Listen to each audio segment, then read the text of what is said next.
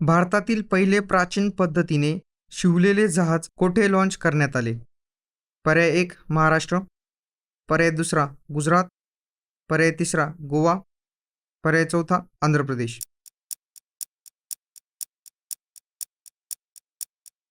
या प्रश्नाचे योग्य उत्तर आहे गोवा.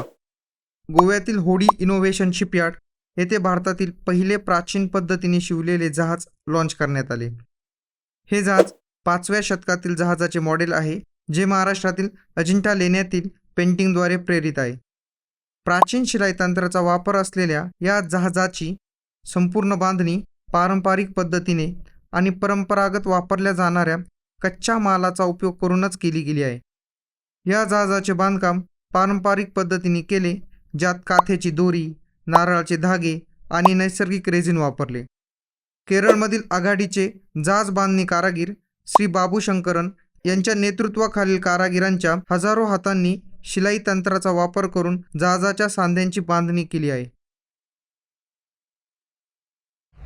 टॉपिकच्या पूर्ण माहितीसाठी या लिंकवरती क्लिक करा आणि TCS9 या आपल्या चॅनलला सबस्क्राईब करा.